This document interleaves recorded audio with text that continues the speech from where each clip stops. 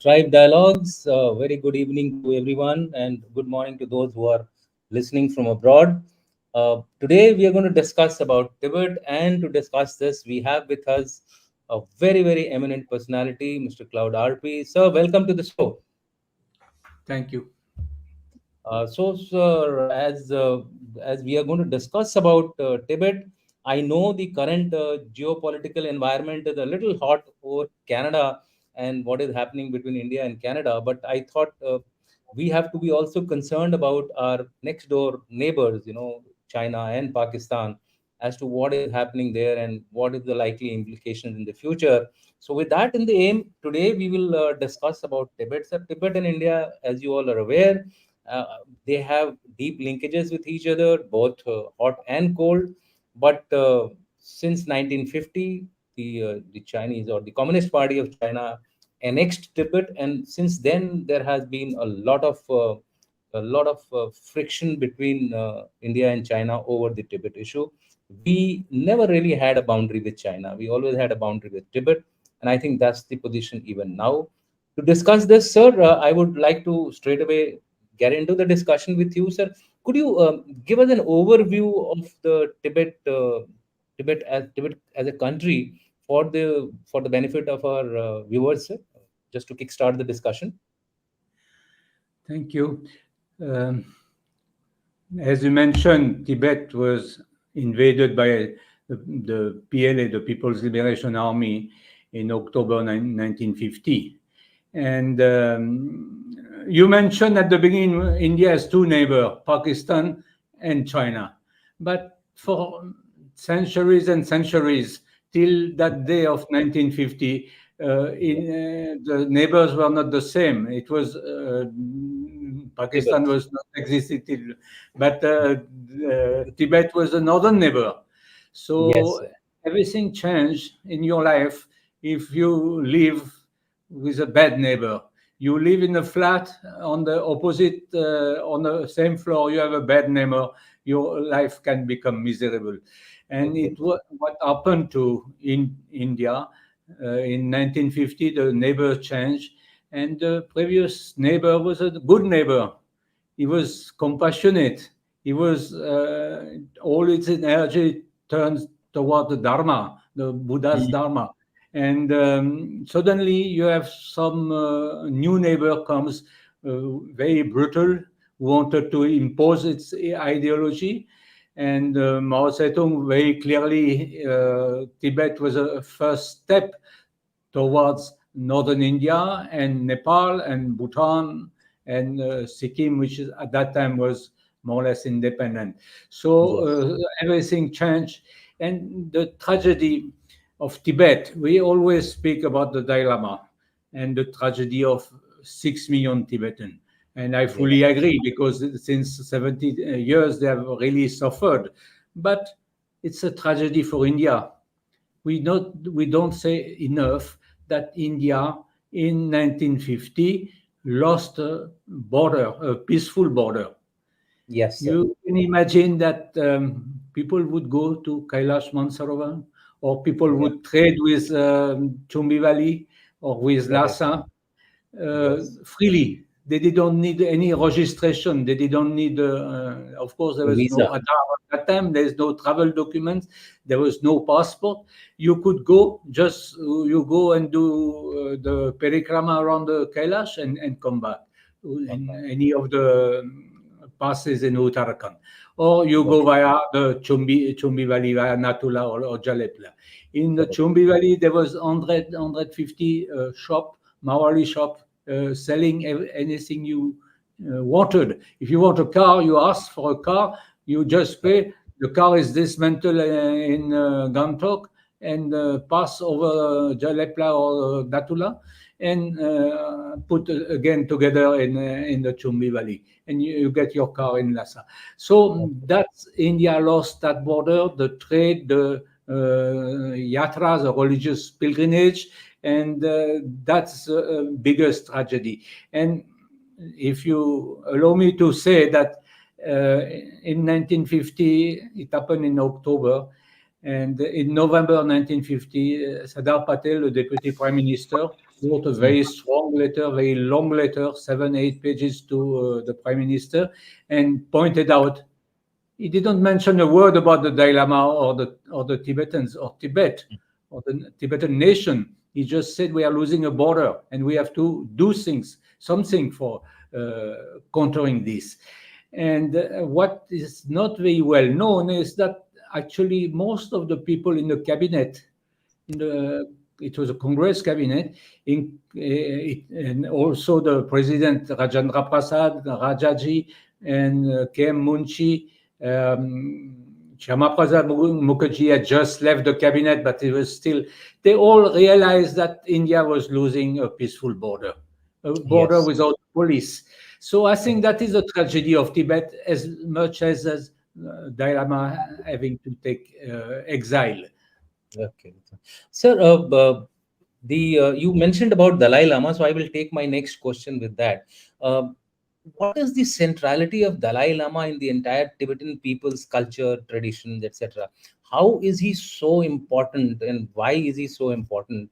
That he has become he has become a kind of a figure which everybody wants to control, even China, as far as it's his next incarnation or whatever you may call it. So, could you explain the centrality of Dalai Lama in the minds of the people of the Tibet, sir?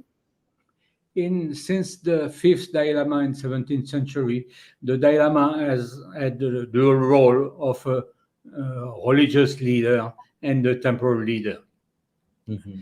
Temporally, he united Tibet, all the different provinces of Tibet, and everyone. He had the respect of all the different school of Buddhism, and this continued. Unfortunately, I think I will mention it later. The system of reincarnation has some weaknesses.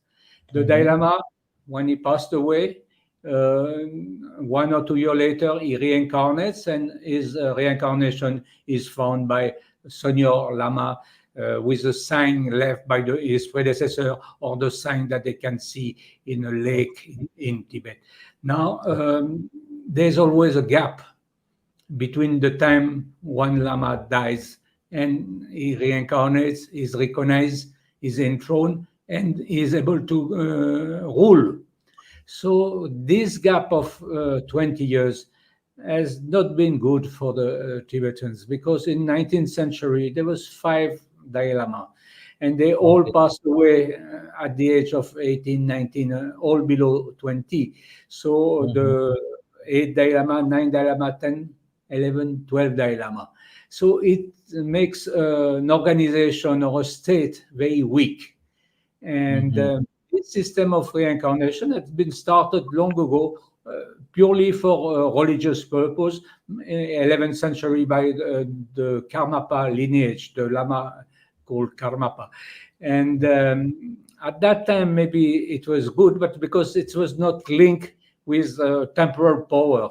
But when it's linked with temporal power, we are facing a problem because to have a country without a leader for 20 years, it's a big problem.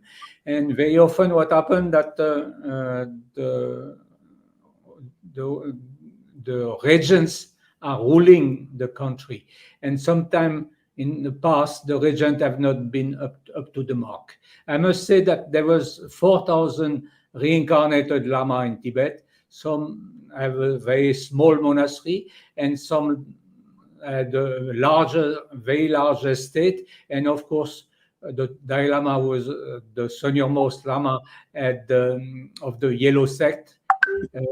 Was ruling over the entire country and had the respect of all his countrymen, whether they are from the province of Kham, Hamdo, or Central Tibet, Utsang. So when the Dalai Lama came in exile, again, he had that, he could give a great leadership. He played a great role in rehabilitation because he was respected by everyone. And after, of course, after in the 70s, his fame spread all over the world and he started traveling. I think he went to America in 78, maybe the first time. and Mhm. progressively he got to be known all over the world. But uh, in the first years, he was respected by all the Tibetans from all the different sites and different regions. Do you think there has been any dilution in the respect as far as the Chinese occupied Tibet is concerned? I am now referring to Tibet as Chinese occupied Tibet because, as you said, Tibet was the country and not China. So, has there been have the Chinese been able to create some confusion in the temporal power of Dalai Lama as far as the Chinese occupied Tibet is concerned? Obviously, they have created more than confusion. They are in full power in Tibet, and the monetary system is so tight that nobody can express his own view. Not only that, but if you look vis-à-vis India, vis-à-vis the border, Hmm. many states in India have people which are of Tibetan culture, we could say, like the Ladakhi or the Sikkimes, Yes. and Yes. who have a lot of respect for the Dalai Lama. So Correct. they traditionally, for centuries and centuries, there was contacts, there was Mm. exchanges between these Yes. Himalayan, I would call them Himalayans, and Yes. the Tibetans. Correct. Many of the monastery in Ladakh would send their monk to Tibet for religious studies. Similarly, Mm. in Tawang, in Arunachal Pradesh, the monks of Tawang would go to Lhasa, to the Losoling and Repong Losoling monastery, and study there and come back after. Similarly, in Sikkim or in Kinnaur. So, what is one more tragedy is that all this linkage, all this connection between the Himalayan population and the Tibetans in Tibet have absolutely cut because China doesn't want to hear about the Dalai Lama. Doesn't want. You see today the Dalai Lama's picture is forbidden all over Tibet. If you put Yeah. on your altar, you have to put Xi Jinping only. So they Yes. put this tanka, this scroll painting with Xi Jinping and not the Mm. Dalai Lama. If you quote with the Dalai Lama, you go to jail. Go to So, the day. but at the same that I always speak about this tragedy of not being able to contact your neighbors. Mm. If you take in Ladakh, you're in Demchok, you can't go the other side, you can't speak to the Yeah. other side. Maybe these people have been related in the past, because Yes. there was so much exchange, and the border has not the importance that it has today, Mm. and people would marry the other side and come back, or constant exchanges and trade exchanges. The entire Uttarakhand, why today so many ghost villages in Uttarakhand? Because Correct. these villages were trading with Tibet. Most of Mm. these village on the border, and I'm very happy that the government of India has taken that vibrant border scheme Yes. to Yes. try to give new life to this border, but they have become ghost village or abandoned because the trade with Tibet has been stopped in '62. So there's several tragedy within the tragedy, and how this will end, we don't know. So, you're right, sir, that Chinese have been able to actually by force or by autocratic practices, by inhuman or human rights violations, they have been able to subjugate the people of Tibet. Another question which comes to my mind is that when the changeover of Panchen Lama was going to take place, suddenly the old Panchen Lama was he disappeared, and then a new Chinese appointed Panchen Lama has come in. Do you think something like that may happen in case after the Dalai Lama passes away? We have a situation of two Dalai Lamas, and so Chinese will do the Panchen Lama type of action again. Your views on this? What kind of a scenario are you seeing after that? It's very difficult to be sure what will happen. But the case of the Panchen Lama is interesting because the 10th Panchen Lama, I think, is born in 1939, Mhm. and he is born in at the border of Qinghai, in Qinghai province, at the border of Tibet and China, in Xining. And there was two Yes, candidates. And in correct. 1951, when China forced Tibetan to sign a 17-point agreement, uh, they were also forced to accept the Chinese Panchen Lama. And the Tibetan candidate was rejected. The Chinese said, "No way, our Panchen Lama is the right one," and they forced on Tibet. And that boy was groomed and educated by the Chinese. And at the beginning, the first years, when he was 10, 12, 11, he starts sending telegram to Mao Zedong to congratulate Mao Zedong for what he had done in Tibet.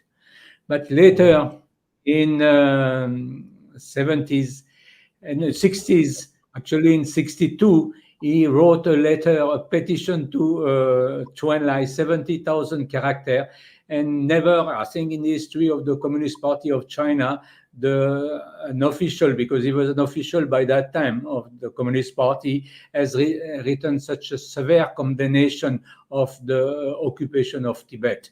So, of course, he was put into jail. He stayed, I think, 14, 15 years into jail, and he was freed only when Deng Xiaoping came in power and did that policy of opening up China. And many things changed. One of the lieutenant of Deng Xiaoping was Xi Yongshun, who was the father of President Xi Jinping. So yes, many yes. Tibetans hoped that when Xi Jinping would come in 2012 in power, it would be very good for the Tibetan. It has not been the case. It has been exactly the opposite. So that's so that Panchen Lama slowly, even after being freed in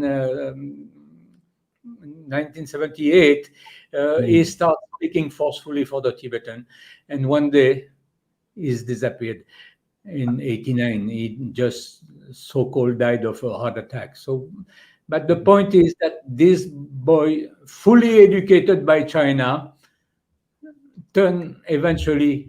So I Tibetan. think that within their heart, most of them can't express it. They can't go against the regime. They can't go against the whole apparatus for checking everything.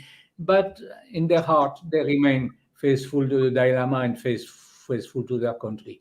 But as an occupied country, it's really not easy for anybody to express his view. I was just saying, even putting a photo of the Dalai Lama on its altar.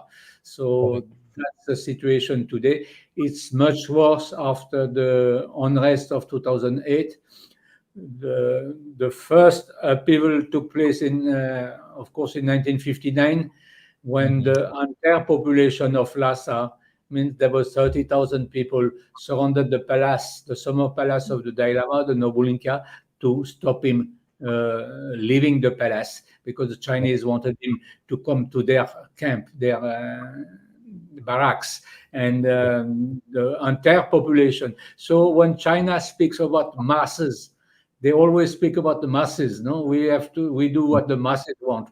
The Yeah. masses in Lhasa in 1959, they wanted to stop the Dalai Lama to go in the Chinese camp, and eventually he managed to sneak out at night and Hmm. take the direction of India. On the 31st March 59, he crossed in India.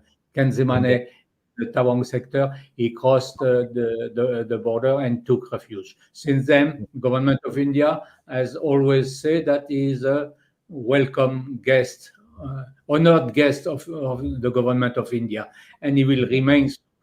At the same time, they didn't give him any political freedom, and that was the Correct. deal with Nehru. Sir, while the government of India has given exile to the Dalai Lama, there is a functional government in exile which is there. There's a Sikyong who's now looking after political affairs. The temporal issues have been are the only ones which Dalai Lama is looking at. But India continues to support the One China policy. Don't you think it's time now for India to change tune, because the situation of two Dalai Lamas is coming closer as the age of current Dalai Lama is going out? What do you think India should do in the event of two Dalai Lamas now becoming a reality? And how will this affect the Tibetan resistance which is going on? Although it's not very active, but still there is some resistance which is there in Tibet. So, what are your views on this? It's not easy for the government of India to change the One China policy. I think it will come eventually. Interestingly, in 1965, the Uh-huh. Tibetans appealed to the UN for Okay. their self-determination. And there was a Okay. debate in the UN, and for the first time, India voted in favor and took a very strong position. The permanent representative in the UN, they give a very forceful speech. And Okay. Lal Bahadur Shastri, the prime minister, just before going to Tashkent in September, at the end of the war with Pakistan, he called the Dalai Lama's representative in Delhi, Chakapa, and he told Mr. Chakapa that I'm going to Tashkent now. I will come back and I will recognize your government in exile. That was a Hmm. very big deal, very big step forward, because actually we speak about the government in exile in Dharamsala, but it's Nobody is called the recognized. CTA, the Central Tibetan Administration, and the government Yeah. of India doesn't want to hear about this government in exile, and nobody recognized that government officially, that government of in exile. So that is to say that at one point in time, in 1968, the prime minister was ready to recognize it. So I presume it could happen in the future. But I think government can do much more, and like meet officially the Dalai Lama, the foreign secretary, or the external affair minister should meet officially and not be scared of what China will say. You see, the issue is with China, and I'm very happy that it has changed since the last 2 3 years, especially after the COVID, which originated in the lab in Wuhan, as well as the confrontation in East Ladakh. Everyone was shy to, and I would So, say stands everyone up. was scared of China shouting, because Yeah. there's wolf here, their ambassador shouting, and Mm. Indian diplomats or Western diplomats were not used to that. This has Correct. changed. Now we much more Indian diplomats are looking after the interest of India. Even let them shout if they want to shout. Let them shout. You were mentioning Mr. Trudeau. Now today the government does what it has to do. It will not. Yeah. They can say whatever they want. Similarly with China, in last 3 years it has tremendously changed, and I think today not only militarily in Eastern Ladakh, in Pangong Tso, in Galwan, or on the front, India has taken a very strong stand, but also they will not get bullied by what Mhm. Chinese say. And Correct. Mr. Jaishankar, Dr. Jaishankar, has repeatedly said, unless we solve uh, the border issue, I mean, that China comes back to the position it was in May 2020, we will not deal with other issue. And that's a very big step, because usually India would just say, okay, we back out, and we. So Mhm. similarly for Tibet, I think it's coming. You have three former chief who visited Taiwan. That is a big deal. Yes. And one of the three chiefs spoke very strongly in favor of the map, Yes. which showed Tibet and Xinjiang and Mongolia and Manchuria occupied. So Oh, he yes. tweeted a strong message. So things is changing because I don't know for that particular tweet, but to give the permission to three former chiefs to go to Taiwan, that's a big Yes. thing. So I think it's changing, but you can't expect India to Overnight. change it one day. India has that 4,000 kilometer of LAC, and it's Mhm. not. It's hot, the LAC. Yes. So it's Yes. easier for the American to do noise or to pass resolution or whatever than Mm. for the government of India. But it's changing. So I you're right. feel. You're right, sir. I think things are changing. Short of telling that we don't support one China policy, I think the actions on ground are clearly indicating that India is taking a strong view of Chinese actions wherever they are, and there are actions which are in the pipeline. Specifically related to Dalai Lama, we have not had any kind of a direct statement by government of India. But as you said, if we could do that in 1965 when Lal Bahadur Shastri gave an assurance of recognizing Dalai Lama's government, then I think time is now very ripe and correct that India maybe this is the election year. That is why we are keeping a little low profile. Sir, my next question to you is that the Chinese may exert more control over Tibetan Buddhism and Tibetan culture in case of a lightweight or a pro-China Dalai Lama emerging on the scene. Uh, how can the Tibetans really secure their position in such a situation where you find that a defense minister of a country, I mean, leave aside Tibetans, they can deal with the Hans the way they have dealt, as far as their foreign minister is concerned, defense minister is concerned, their PLA number two, I believe, is also under some kind of an investigation. So people are really being purged. I believe 20 odd PLA generals are under investigation, and they might suddenly disappear. Six of them have already been taken out as far as the rocket force is concerned. So when you have a leader like this who is not even dictator, I would put him in a category even higher than that. Will the Tibetans be able to survive this kind of a person? Uh, how do you think? What do you think the government, world should do for Tibetans? I don't think they're doing. We are doing enough for the globally for the people of Tibet.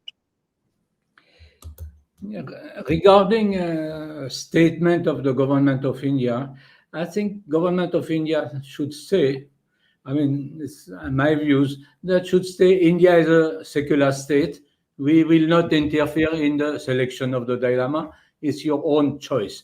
But Okay. we will welcome the 15th Dalai Lama in India as we have welcomed the 14th Dalai Lama in 1959. And Okay. whatever we have done for the 14th Dalai Lama, we will do it for the 15th Dalai Lama, looking after his security and other things that the government of India is looking after. So I think that would be a very, very important statement. I think Now, that's it. regarding the Tibetans, the Dalai Lama is wanting a middle path approach. Yeah. Means Yes. Yeah. Tibetan would function under China and leaving the foreign affair and the defense to China, and Defense they to would China. have like culture and religion and things like that. But Okay. today, my views is not possible. It's a very Uh-huh. it's not possible. It's philosophically it's good. It comes from Nagarjuna and all the great Buddhist pandit. But today, practically, it's not possible because you're facing someone. You're not facing a normal state. Mm-hmm. China, as you mentioned earlier, if you have a state where the Minister of Defense, the Minister of External Affairs can disappear any day, and Correct. nobody knows what happened to them, it's not a normal state. Correct. So Tibetan, they are powerless in front of. At the same time, China is very mighty, is economically still even if their economy is not doing so well. But still, China is very mighty, and Tibetan, they are non-violent people. They will not go for terrorism or like that. It could happen in Xinjiang because Xinjiang, they have a different religion. But the religion of Tibet, the religion of the Dalai Lama, they don't allow them to revolt violently. And in any Mhm. case, once I remember, maybe 30 years ago, Dalai Lama told me that it's better for us to be non-violent. We are 6 million and they are 1.2 billion. So our, we will not wait against them. We have no chance. So at that time, he has said that we have to wait. We have to wait for something to happen within China to have a chance, maybe. So I don't believe that China is going to collapse in one day. But Mhm. uh, the turmoil that all the emperors have been fearing in the past, I think Mhm. we are coming close to the beginning of this turmoil. You say 20 generals, but since Xi Jinping is here, maybe 200 generals have been sacked, purged. I mean, in the army, you imagine in any army, if you have in 10 years' time 200 generals being sacked and Mhm. your Raksha Mantri disappearing. So, how do you run the show? How do you run the rocket force on this? Yeah. But in the present circumstances, the Tibetan have no chance to get a good deal with China. Other issue is that each time China agreed to something, they did not follow what they have agreed to. If you take the 1993 agreement between China and India, the 96, the 2005, they have never respected what they had agreed to. 1 or 2 weeks Correct. after, they keep changing. So that is a That's big issue because and India is a powerful country. Maybe not as powerful as China. India doesn't have the infrastructure China has. India may not have all the latest gadget or equipment that, including artificial intelligence, that China has. The reforms of the military in India takes more time than it has taken in China, but India is a powerful country still. And if they do this, changing the post with a powerful country like India, uh, Tibetans have not much chance to, in my views. So I think it's a question of time. There's a time for everything. Tibetans have to wait and keep their faith and keep their culture alive also. It's very okay. important because China today is speaking of Sinizations of Tibetan Buddhism. What does Okay. it mean? It means that all Tibetan religion, which has come 100% from India, Dalai Lama Mm. has said time and again, is a Nalanda tradition. It has come from the Correct. big Vihara of Nalanda. And Correct. out of Nalanda have introduced Buddhism in Tibet. They call Correct. Guru Padma Sambhava from Swat, from Udayana. What? Yes. Swat. Today in Pakistan, they can say in Yeah. Pakistan, Yeah. Yeah. Now, whatever. now it was Um, from where they called them. so the Tibetan Buddhism is from India. Of course, Absolutely. they may say if it continues like that, their propaganda, they may say that Lumbini is in China also, and Buddha was Chinese, but they are doing a lot of archaeological excavation to prove that everything has come from China. But it's not the fact. And I think we should speak more and more of Tibet. We should write about Tibet. I spent 4 years with the United Service Institution of India, with USI, to write these 4 books on the history of the relation between India and Tibet between Yeah. 1947 and 62, because these relations were very, very deep, very important, very close relation. but unfortunately, after 1962, after the war, it was over, and the border were closed, and there's no more circulation of ideas or knowledge of anything between the plateau and the subcontinent. But this, we should make sure that it remains alive, both sides. But today, the Sinicization of Tibetan Buddhism is very ominous, because it means that the Buddha Dharma, first you follow the party, you follow Xi Jinping, and Correct. after, eventually, the sutras of the Buddhas. That is very clear. Every speech of the Chinese Panchen Lama, he repeats the same thing: first follow the party. I don't know if Buddha would recognize his religion, and though maybe Karl Marx did not recognize Any Marxism, religion. what is happening in China today. I don't Correct. think he planning for a fully totalitarian regime. Correct, sir. I think, sir, you have brought out certain issues very clearly. And for the audience, I would just like to recap what Mr. Claude Arpi has said, that A, Tibet has to wait, given the kind of opposition which Tibet is facing from its current ruler, especially Xi Jinping, who, as per my information, has uh, in fact put under investigation two-thirds of his CCP, Central Military Commission. Two-thirds. That's a big number. Additionally, 40% of the five state councillors are now removed from their job. Apart from that, Kingang, Lee Sangfu, number two person, Zhang Yuxia, could also be facing trouble. Furthermore, the vice chairman of the CMC is Hai Weidong, is also now under investigation.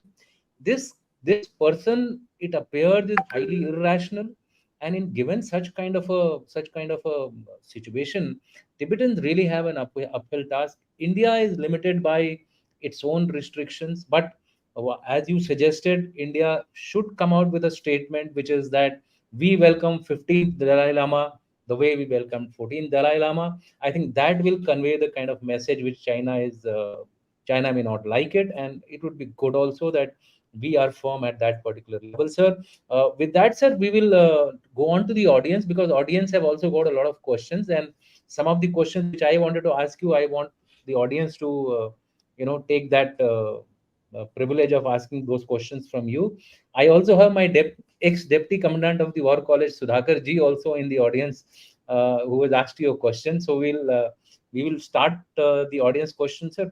Should I start the taking the questions of the audience, sir? Okay.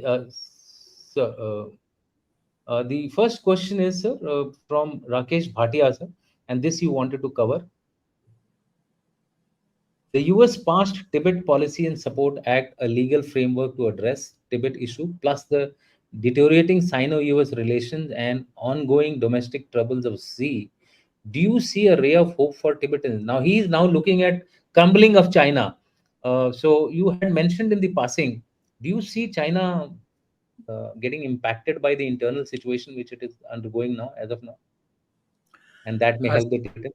I think ultimately everything is adding, but it's easier, as I mentioned briefly, for the U.S. Congress to pass laws about Tibet that for India, because India, you have 60,000 troops in eastern Ladakh facing the Chinese, and any day we can have again a clash like in Galvan. So, but it's good. I mean, you can't expect India to pass such a law. Even in the past, in the 50s, most of the many of the MPs were at a very taken a very strong stand in favor of Tibet. Today is not the case, because they have orders from government to go slow. But I think what America does also put a pressure. Now, I think the most important maybe today is to put pressure and to keep the issue alive. So issue can be kept alive by the resolution passed by the U.S. Congress, or by some small thing in India, like sending three chiefs in Taiwan, or publishing a map showing Tibet as an occupied country. We should not go in a routine. We should not forget that Tibet was an independent country. The British knew it very well. In 1911, they said that Lord Curzon, or in 1904, sorry, Lord Curzon said that it's constitutional fiction, the sovereignty of China over Tibet.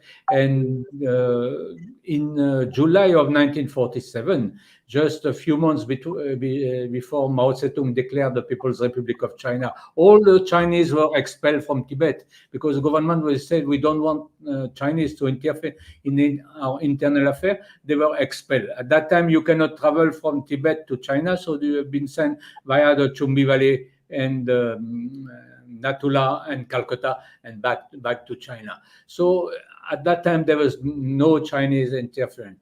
Tibet was free. Unfortunately, the might prevailed, and the Mao Zedong's army invaded Tibet, and there was a small Tibetan army who fought for a few days between the 7th of October and the 19th of October, but eventually they were They were all, smashed, yeah. and they didn't have the military training, the capacity, the armament. Most of the Western country, including America and England, UK, didn't want to supply weapons. India had supplied few weapons, more for defensive purpose. So basically, by end of 1950, Tibet was abandoned by the rest of the world. And one more tragedy, that Sardar Patel, who had been vociferously fighting for Tibet, for He was, keeping that border, in northern border of India, secure. He passed away on December 15, 1950. So it was just 2 months after the invasion of Tibet, and there was no leader in India who could step in his shoes and take on the Nehru and his advisor, and fight with them. But the loser was India and India's defense. Many officers, as for example, Mr. Shumul Sinha, who was the Indian representative in Lhasa, wrote Mhm. very strongly a note about NIFA and the security of NIFA. If we let the Chinese enter into Tibet, our border will not be what it was. And Okay. the political officer in Sikkim, Mr. Harishwar Dayal, ICS officer, suggested that India occupies Chumbi Valley and it would stop the Chinese. They would start negotiating immediately. But the Prime Minister was horrified by such a proposal, but I think it was quite a good one. So, Yeah, I but think so. And we could have easily controlled Chumbi Valley. The way it is located, on one side we have this, we have dominating heights. The other side, Bhutan was there. I think it was a workable solution, but that's past, sir. I think let's move on to the next question, sir. And this is a kind of a comment, not a question. Or Jan Chaturvedi was saying that revealing to know 1965 UNGA episode and the Lal Bahadur Shastri's assurance to Tibetans of 1st September 1965. In fact, I also came to know today, sir, thanks to you, about this particular issue, which I was not aware at all. But the question which I would like you to tackle is, you said that UK, etc., withdrew. They didn't support the Tibetan uprising. So there's a question from Mr. Diwakar Singh. He says, why the developed countries are quiet on the occupation of Tibet by China, barring that resolution which the US has, of course, passed. But by and large, nobody talks about Tibet. I think everybody has taken for granted that that's part of China. first of all, once the British left the subcontinent, it they made it very clear to the government of India now that it was their business to defend Tibet. They were Mhm. going back to their island. They are far Abs- away, and there was no question of them doing anything. They say in Delhi, you do the business. It's your business. We are for nothing. It goes even. It's even worse because when the Dalai Lama managed to send an appeal in the UN in November 1950, means 1 month after his country The was occupied, uh, the British in New York in the UN uh, look at the legal position. What is the status of Tibet? The legal status, and they acknowledge that Tibet was an independent nation. Now, absolutely. someone said that, but if we say it's an independent nation, according to the Charter of the UN, we have to act accordingly. We have to defend Yes. Tibet. So Right. they sent back cable in London and they said, please change the legal status, change the legal position.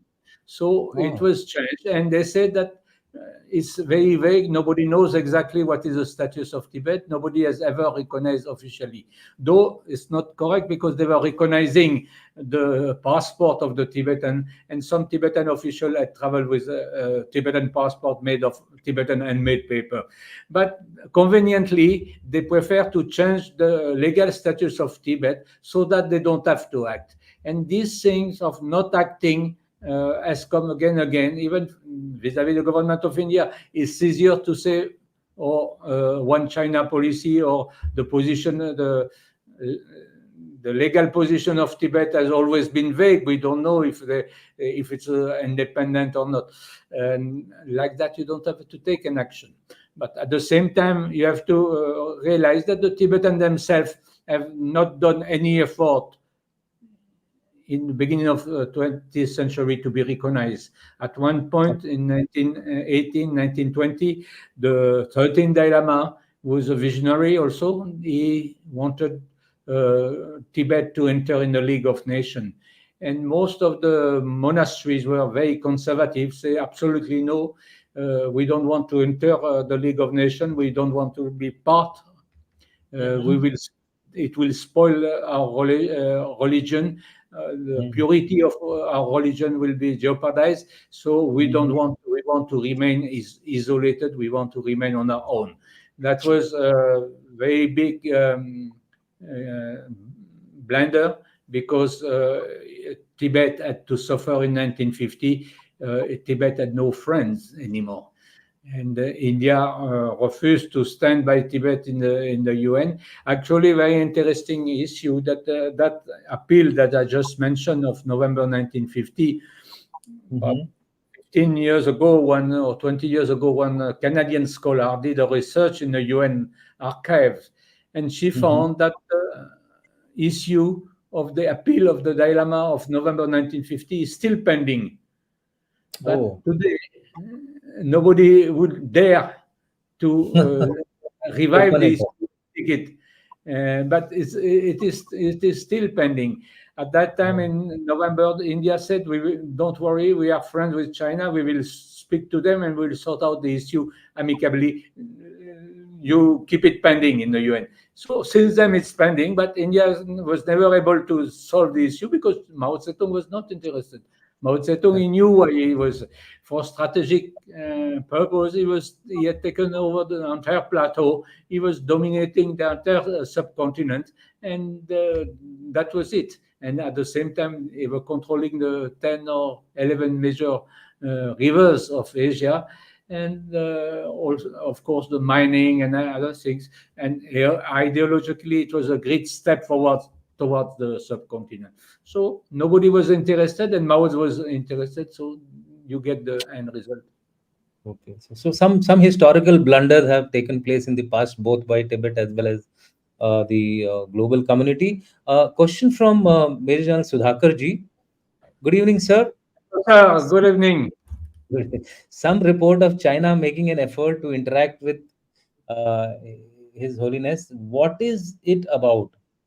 Two, implications of 1 million Tibetan children having been separated from their respective parents. I think I don't know. One time in Dharamsala airport, His Holiness Dalai Lama mentioned that he was in contact. but Mhm. nobody knows more than that. I don't think seriously Xi Jinping wants to negotiate anything today. And even Okay. as I mentioned earlier, if he would negotiate, it would be in its own term, and after they would follow or not follow the terms of the agreement. So I don't make much out of this. Dalai Lama has said this I know he briefly mentioned this to the journalists, but nothing will happen. Negotiation took place between 2002 and 2009. There was 9 rounds Mhm. of negotiation with the Dalai Lama's representative. China has always said we negotiate only with Dalai Lama. We don't negotiate with the CTA or the Central Tibetan Administration. We don't recognize this organization, but we recognize the Dalai Lama as an individual. And if there's any negotiation, it will be with a special envoy of the Dalai Lama. Nothing about CTA. And implication for 1 million Tibetan having been separated, it's part of the same scheme. You synthesize the religion and you brainwash the kid. It means that ideology prevails in both cases, and ideology means the Communist Party is supreme and Xi Jinping is supreme. So that's a very, very big issue. That's why I don't think it's possible to negotiate. And it's for the Tibetan, but similarly for Uyghur and all. And at the same time, more and more Tibet Chinese Han are brought into Tibet, and Mhm. you must have read about this Xiaokong village, this Yes. moderately well-off village, which have Yes. mushroom, literally mushroom on the border, Yes. uh, 600 or 650. That is a Yes. serious issue for in India's defense, because these villages bef- before the construction of the village, they are very good at constructing villages like that. Like they are very good at building infrastructure, bridges, tunnels, new railway lines, and like that. So this village come in, it takes 4 or 5 months for a village to come. Now, most of these places, there was no hardly any Tibetan in this. Yeah. Uh, like in Longzhou, which is claimed by India in Upper Subansari, or around Sona in the north of Tawang sector, many of this north of Sikkim also. So they have to bring people to live in these villages. So what they do, they bring relocate. They call relocate people from the north, from Nakshu prefecture, and they brought lakhs of people there and put them in these villages. And they have also brought a lot of Han that very often they marry with Tibetan girls. Now, the question is, how sustainable are these villages? Because, okay, now you subsidize, they don't have to work much, or they open some homestay, but it's limited also what you can do. 600 villages, it's a lot of people. It's more than 1.5 lakh of people. So you have to feed them, or you have to provide job. But what job is there? You all have been serving on the border.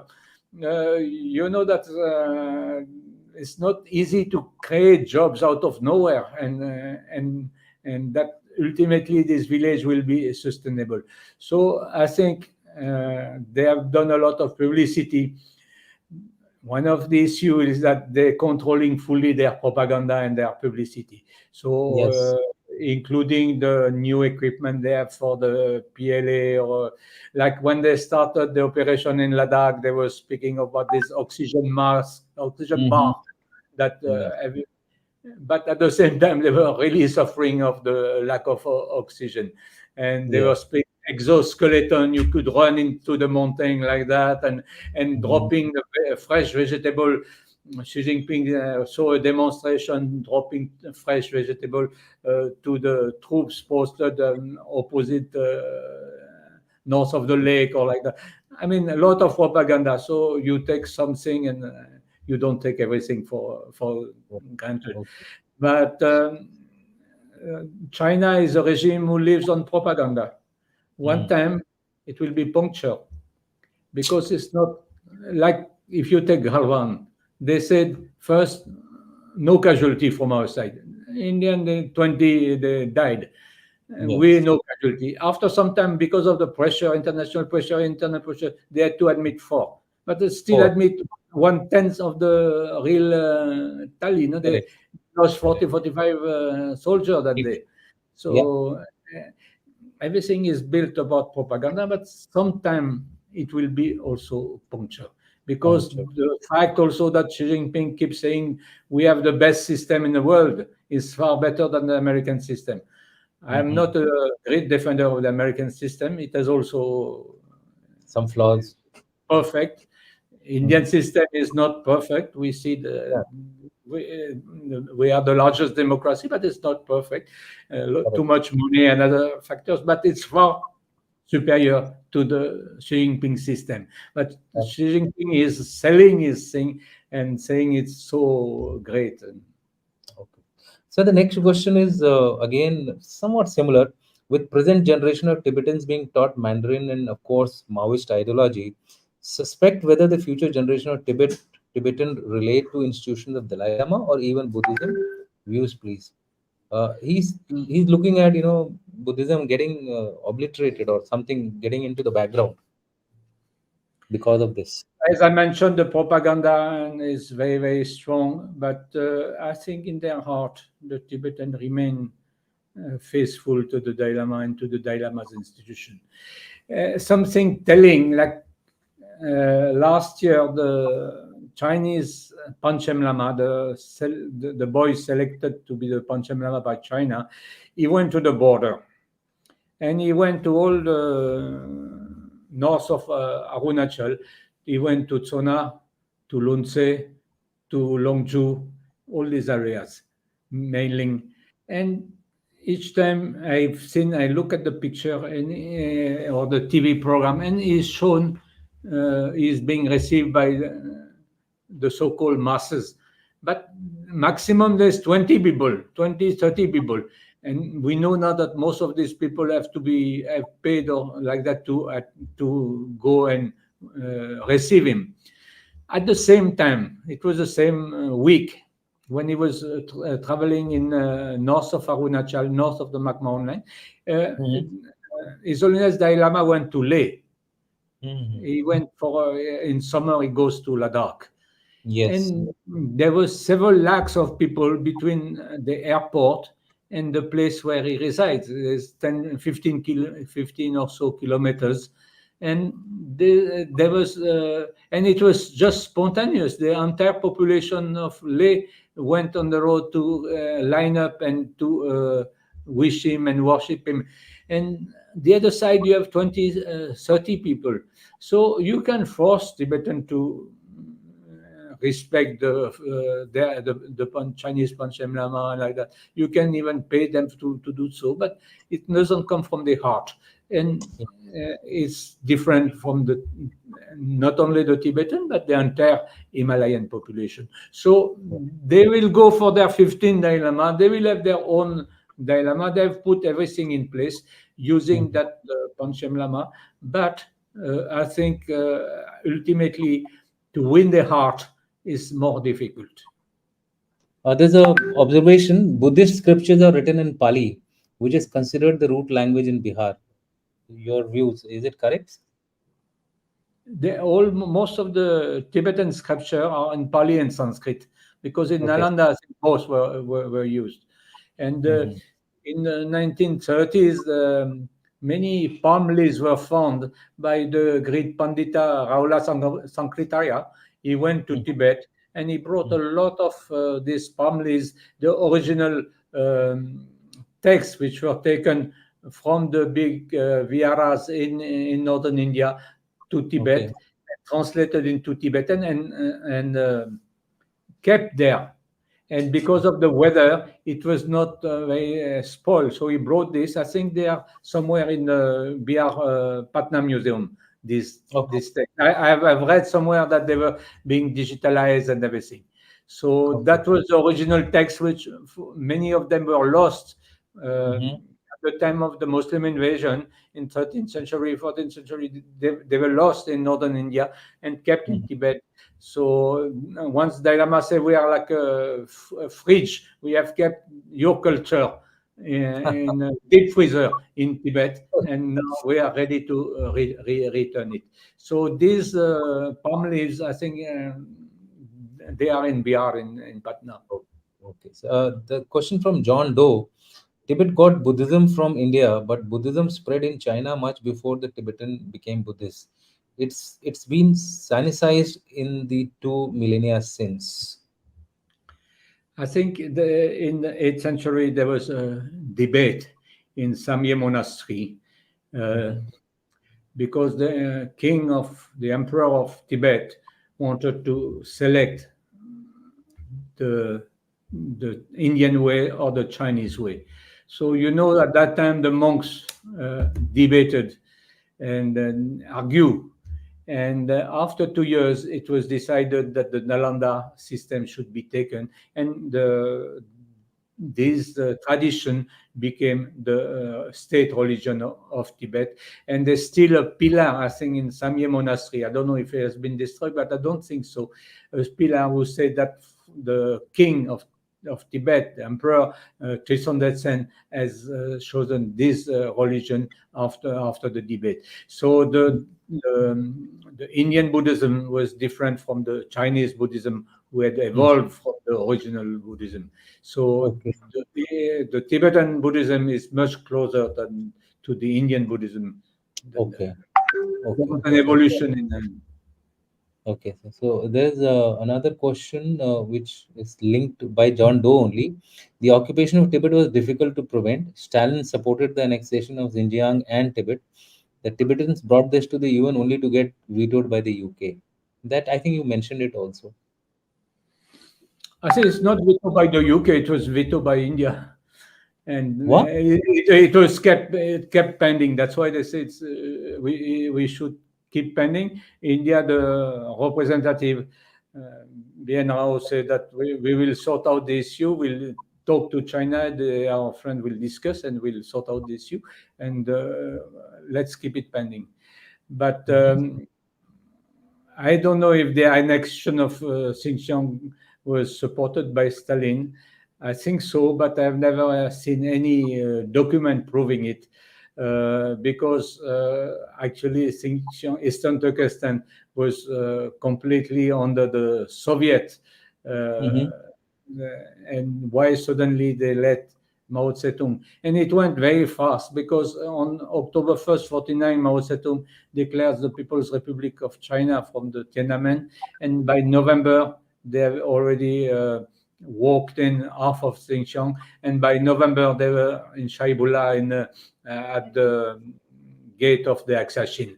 So in the records which have now come from the Russian archive, the Soviet archive at that time, there's no proof. No, though there was discussion in '49 between Stalin and Mao Zedong in December '49, but there's no proof that they supported. I think they supported in the sense that they let the dirty work to Mao Zedong. You pacify the entire Eastern Turkestan, and they still had hundreds and hundreds of engineers and supporting crew in Turkestan. They thought that they would keep control over Mao Zedong. Unfortunately, it was not the case. So there are a lot of questions, but since we have essentially a 1 hour show with a little bit of spillover for another 5-10 minutes, so I'll just take two more questions and thereafter we will end our show. So one of the questions is by Hemant Bhagavat. He says the communists have changed Tibet's demographies. In future, should communist doctrine implode in China as happened in the case of erstwhile USSR, is there any possibility of Tibet regaining independence? I think you mentioned about it, but it's still a far cry, I suppose. I think it's very different from the Soviet Union, and Yes. China are fast learner and they are study in depth. One of the first thing Xi Jinping did is study the collapse of Soviet Union not to repeat. And China has been able to adapt in many things. Now, will they adapt to the economic crisis they are facing? Will they be able to adapt with the internal power struggle within the PLA or within the government? I don't know. But they've really studied in depth that what happened in Soviet Union, and that's more difficult to happen. But maybe it's true that ultimately it's only a chance for the Tibetans. But at that time, in the Soviet constitution, all these republics could secede, no? Which is Okay. not the case in In the case of Tibet. China, Since but 1951, the 17 points agreement, uh, Tibet has been forced or signed under duress that they are part of the motherland of China. okay. So There's a question again. I think we are flooded with questions today, but we will now limit it to: will China ever vacate Tibet in view of water availability? Yeah, this is a question. Will China ever vacate Tibet in view of the water availability in Tibet and availability of rare earth material? Unlikely. not only that, but also the strategic position.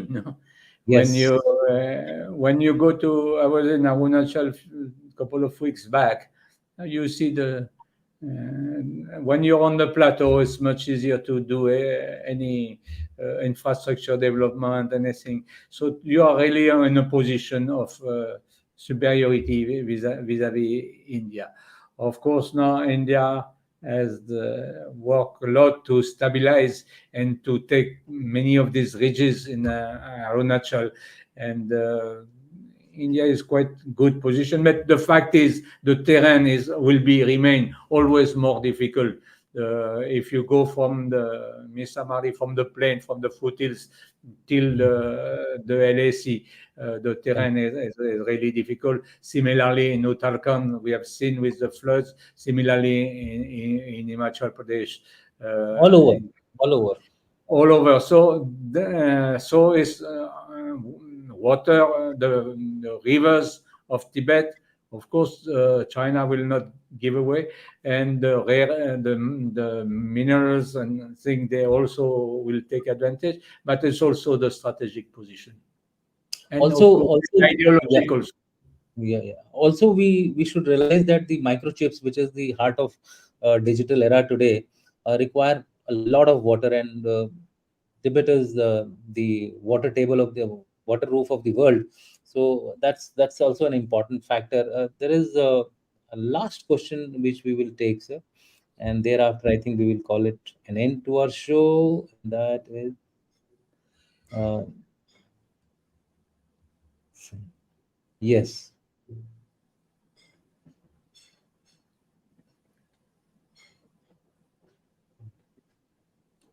There is this information question which somebody is seeking. If you have the knowledge, sir, you could answer it. Otherwise, uh, no, not this one. This one. What was the status of Buddhism in Bihar pre 1193 destruction of Nalanda? What percentage were Buddhists and any data information? If you have any, sir, you could share. Otherwise, we'll tell him No, that I will. I prefer not to answer this. Yeah. So the But JBG, all the JBGC. all the Lama who introduced Buddhism in Mhm, Tibet came mhm. from the Nalanda monastery. And of course, Okay. Nalanda monastery, it was not only Buddhist, but Oh, the Buddhist part of the Nalanda went, mm, in particular, Shankarashita, the abbot of Nalanda, went to Tibet and ordained the first monks. So after many other Indian sages like Atisha Dipankara, who came from Bengal and all, they also went to Tibet and taught Buddhism. So correct. is the number of monks who went or abbot who went to Tibet is so large, and at the same time, many Tibetans came, and also many translators, and the translation was supposed to be extremely good. So that's why it was preserved, and today it's retranslated from Tibetan to. Okay, so this is again an information ask seeking question from you. What is the hierarchy and relationship between His Holiness and Karmapa? There were four schools of Buddhism. The yellow Mhm. sect, the Gelugpa, Dalai Lama and Panchen Lama belongs to the Gelugpa. There's Mhm. a old sect, the Nyingmapa, which were from the 7th, 8th century from Guru Padmasambhava. And there's a Okay, Sakya sect who ruled over Tibet in 11th, 12th century. And okay, Karmapa belongs to, his lineage started also 11th century, but he belongs to another red sect. So it's not, there are four different schools. So, but in terms of hierarchy, you can't say hierarchy, but the Karmapa or the Sakya and were not the rulers of Tibet. They had been at one point advisor from the king and like that, but since 17th century, only the Dalai Lama were the rulers. So somehow they have the temporal power and the religious power. okay. So, and So again, basically, the difficulty of reincarnation. There's two Karmapa, there's two Panchen Lama. For whatever reason, yeah. I will not speak about the reason, but it's something which is not fully scientific, and Okay. that is difficult unless very precise information or indication are given. You can end up to have three, four, five different reincarnation. You're right, sir. Like there are stories going about sixth the Dalai Lama that who never died and he resurfaces at various points in time. So there are such stories which keep which are there in the He is from Taiwan, yes. six Lama. Yeah, that's right, sir.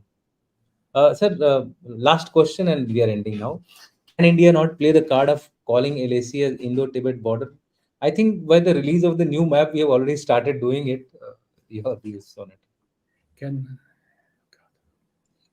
Can India not play the card of you have the ITBP already, Indo-Tibet. I think everywhere. Not only that, not of it should be called the Indo-Tibet border. The chief minister of Arunachal, Mr. Pema Khandu, he said, "I have no border with China." Once I yes? interviewed him, but he regularly mentioned the same thing. I have no border with China. I have a border with Tibet. Mhm. And but it should we have the ITBP, the Indo-Tibet Border Force. I hope that the government will not change their name. I think there was some pressure from China at one point that they changed the name, but I think one more thing we should uh, use the old original Tibetan names. Okay. China, one, Yes. it's an important point. Correct. A few weeks ago, China changed the name of Tibet and called it Xishan. Now, if you change the name of the country, it means it's a typically colonial way of dealing with a country. But Correct. they've changed the name of Tibet, but they have changed thousands and tens of thousands of names of all the villages, not only the villages on the border. Like Mhm. Chigatse, the second town in Tibet, is called Chikatse.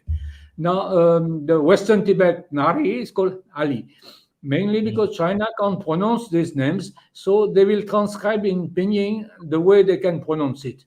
But at the end, you have a different name for everywhere. So Yes. India has done the reverse movement. Calcutta has become Kolkata, and Bombay is Bombay, Mumbai. So in India, we should use the Tibetan names and the way the Tibetan pronounce it. It is very Correct. important because otherwise, after first it brings confusion. You know, the Correct. first issue in 1954, Barauti, in Uttarakhand in Chamoli district. That was the first intrusion of the Chinese PLA, and they changed the name, Vujie. They call Barawati, they call Vujie. And for years, the Indian negotiators were confused. What is this Vujie? We don't know what it's no one on any. So my point is we should use the official Tibetan names and stop using the Chinese name. Absolutely right, sir. I think we have come to the end of our discussion. You are right that time is still far away.